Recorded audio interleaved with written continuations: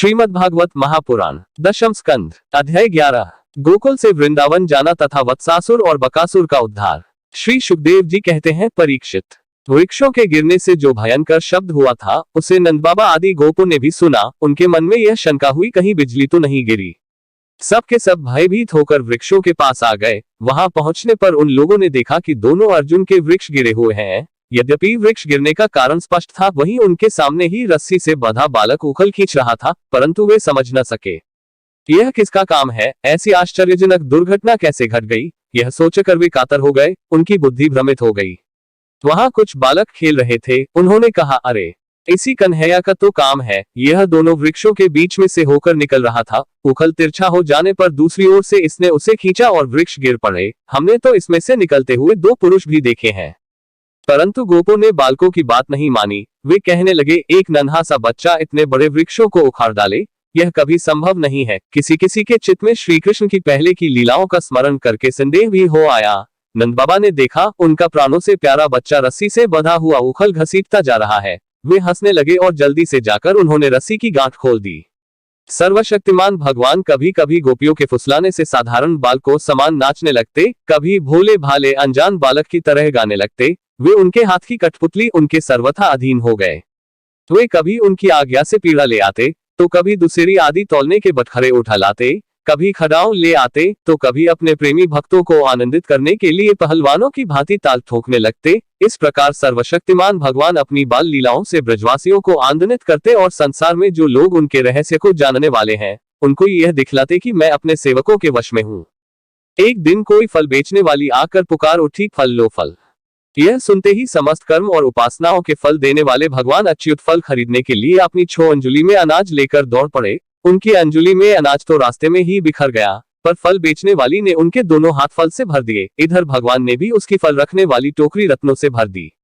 तदंतर एक दिन यमलार्जुन वृक्ष को तोड़ने वाले श्री कृष्ण और बलराम बालकों के साथ खेलते खेलते यमुना तट पर चले गए और खेल में ही रम गए। तब रोहिणी देवी ने उन्हें पुकारा, ओ कृष्ण, ओ बलराम, जल्दी आओ। परंतु रोहिणी के पुकारने पर भी वे आए नहीं, क्योंकि उनका मन खेल में लग गया था। जब बुलाने पर भी वे दोनों बालक नहीं आए, तब रोहिणी जी ने वात्सल्य स्नेहमयी यशोदा जी को भेजा। श्री कृष्ण और बलराम ग्वाल बालकों के साथ बहुत देर से खेल रहे थे। यशोदा जी ने जाकर उन्हें पुकारा। उस समय पुत्र के प्रति वात्सल्य स्नेह के कारण उनके स्तनों में से दूध चुचुआ रहा था। यशोदा जोर जोर से पुकारने लगी, मेरे प्यारे कन्हैया, ओ कृष्ण, कमल नयन, श्याम सुंदर, बेटा आओ, अपनी माँ का दूध पी लो। खेलते खेलते थक गए हो बेटा, अब बस करो। देखो तो सही, तुम भूख से दुबले हो रहे हो। मेरे प्यारे बेटा राम, तुम तो समूचे कुल को आनंद देने वाले हो। अपने छोटे भाई को लेकर जल्दी आ जाओ। तो देखो भाई, आज तुमने बहुत सवेरे कलेव किया था, अब तो तुम्हें कुछ खाना चाहिए। बेटा बलराम, ब्रजराज भोजन करने के लिए बैठ गए हैं, परंतु अभी तक तुम्हारी बात देख रहे हैं। आओ, अब हमें आनंदित करो। बालको, अब तुम लोग भी अपने अपने घर जाओ। बेटा देखो तो सही, तुम्हारा एक एक अंग धूल से लथपथ हो रहा है। आओ, जल्दी से स्नान कर लो। आज तुम्हारा जन्म नक्षत्र है। पवित्र होकर ब्राह्मणों को गोदान करो। देखो देखो, तुम्हारे साथियों को उनकी माताओं ने नहला धुलाकर मींच पोंछ कर कैसे सुंदर सुंदर गहने पहना दिए हैं। अब तुम भी नहा धोकर खा पी कर पहन ओढ़कर तब खेलना। परीक्षित, माता यशोदा का संपूर्ण मन प्राण प्रेम बंधन से बंधा हुआ था। वे चराचर जगत के शिरोमणि भगवान को अपना पुत्र समझती और इस प्रकार कहकर एक हाथ से बलराम तथा दूसरे हाथ से श्री कृष्ण को पकड़कर अपने घर ले आई। इसके बाद उन्होंने पुत्र के मंगल के लिए जो कुछ करना था वह बड़े प्रेम से किया। जब नंद बाबा आदि बड़े बूढ़े गोपों ने देखा कि महावन में तो बड़े बड़े उत्पात होने लगे हैं, तब वे लोग इकट्ठे होकर अब ब्रजवासियों को क्या करना चाहिए इस विषय पर विचार करने लगे। उनमें से एक गोप का नाम था उपनंद। वे अवस्था में तो बड़े थे ही, ज्ञान में भी बड़े थे। उन्हें इस बात का पता था कि किस समय किस स्थान पर किस वस्तु से कैसा व्यवहार करना चाहिए। साथ ही वे यह भी चाहते थे कि राम और श्याम सुखी रहें, उन पर कोई विपत्ति न आवे। उन्होंने कहा, भाइयों, अब यहाँ ऐसे बड़े बड़े उत्पात होने लगे हैं जो बच्चों के लिए तो बहुत ही अनिष्टकारी है। इसलिए यदि हम लोग गोकुल और गोकुल वासियों का भला चाहते हैं तो हमें यहाँ से अपना डेरा डंडा उठाकर कूच कर देना चाहिए। देखो, यह सामने बैठा हुआ नंदराय का लाडला सबसे पहले तो बच्चों के लिए कालस्वरूपिणी हत्यारी पूतना के चंगुल से किसी प्रकार छूटा। इसके बाद भगवान की दूसरी कृपा यह हुई कि इसके ऊपर इतना बड़ा छकड़ा गिरते गिरते बचा। बवंडरूपाधारी दैत्य ने तो इसे आकाश में ले जाकर बड़ी भारी विपत्ति मृत्यु के मुख में ही डाल दिया था। परंतु वहां से जब वह चट्टान पर गिरा तब भी हमारे कुल के देवेश्वरों ने ही इस बालक की रक्षा की। यमलार्जुन वृक्षों के गिरने के समय उसके बीच में आकर भी यह या और कोई बालक न मरा। इससे भी यही समझना चाहिए कि भगवान ने हमारी रक्षा की।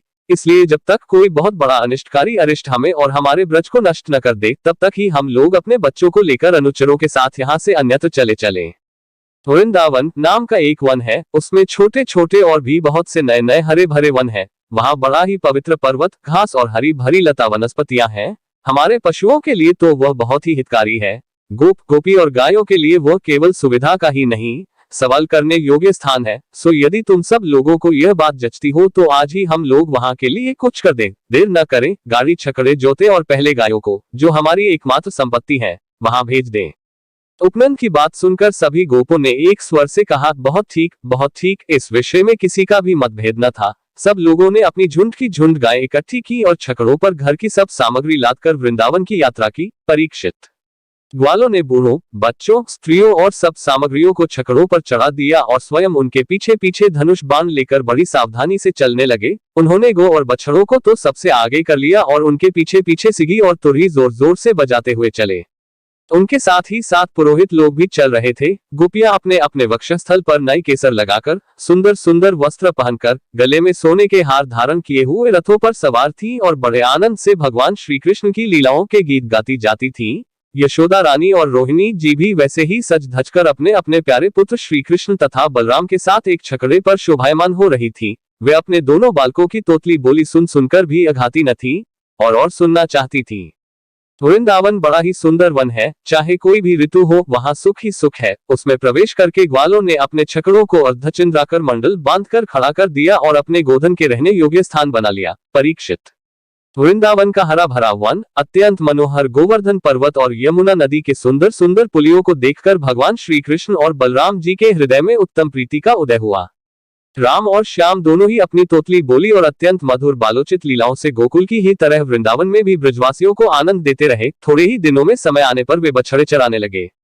दूसरे ग्वाल बालों के साथ खेलने के लिए बहुत सी सामग्री लेकर वे घर से निकल पड़ते और गोष्ठ के पास ही अपने बछड़ों को चराते। श्याम और राम कहीं बांसुरी बजा रहे हैं तो कहीं गुलेल या ढेलवास से ढेले या गोलियां फेंक रहे हैं। किसी समय अपने पैरों के घुंघरू पर तान छेड़ रहे हैं तो कहीं बनावटी गाय और बैल बनकर खेल रहे हैं।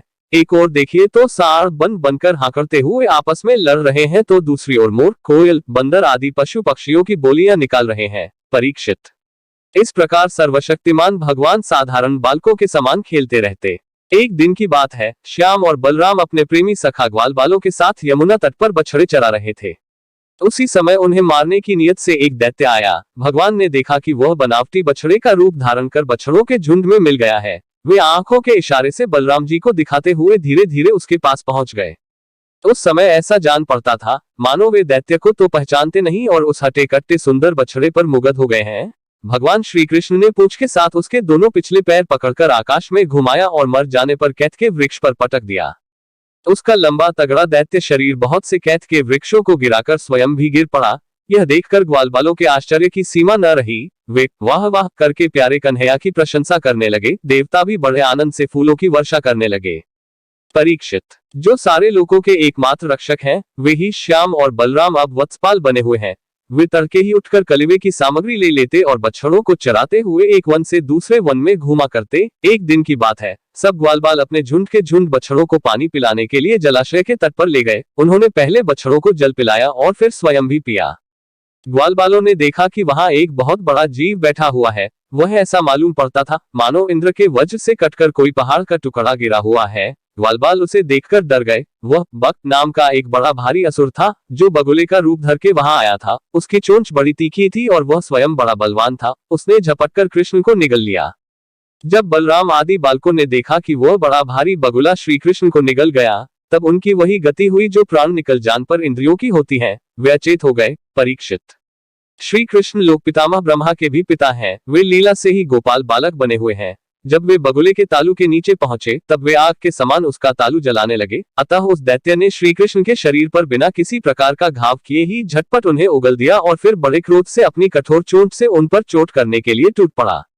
कंस का सखा बकासुर अभी भक्तवत्सल भगवान श्री कृष्ण पर झपट ही रहा था कि उन्होंने अपने दोनों हाथों से उसके दोनों ठोर पकड़ लिए और ग्वाल बालों के देखते देखते खेल ही खेले में उसे वैसे ही चीर डाला जैसे कोई वीरान को चीर डाले। इससे देवताओं को बड़ा आनंद हुआ। सभी देवता भगवान श्री कृष्ण पर नंदनवन के बेला, चमेली आदि के फूल बरसाने लगे तथा नगारे, शंख आदि बजाकर एवं स्त्रोतों के द्वारा उनको प्रसन्न करने लगे। यह सब देखकर सबके सब ग्वाल बाल आश्चर्यचकित हो गए। जब बलराम आदि बालकों ने देखा कि श्री कृष्ण बगुले के मुंह से निकलकर हमारे पास आ गए हैं, तब उन्हें ऐसा आनंद हुआ मानो प्राणों के संचार से इंद्रियां सचेत और आनंदित हो गई हों।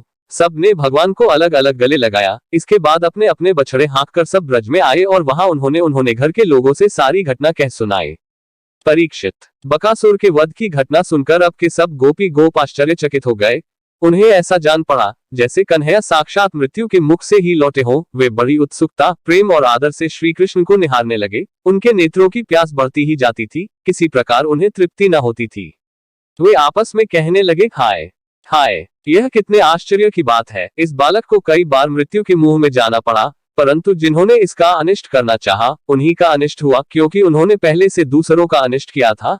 यह सब होने पर भी वे भयंकर असुर इसका कुछ भी नहीं बिगाड़ पाते। आते हैं इसे मार डालने की नियत से, किंतु आग पर गिरकर पतंगों की तरह उल्टे स्वयं स्वाहा हो जाते हैं। सच है, ब्रह्मवेता महात्माओं के वचन कभी झूठे नहीं होते। देखो न, महात्मा गर्गाचार्य ने जितनी बातें कही थी, सब की सब 16 आने ठीक उतर रही हैं। नंद बाबा आदि गोपगण इसी प्रकार बड़े आनंद से अपने श्याम और राम की बातें किया करते। वे उनमें इतने तन्मय रहते कि उन्हें संसार के दैख संकटों का कुछ पता ही न चलता।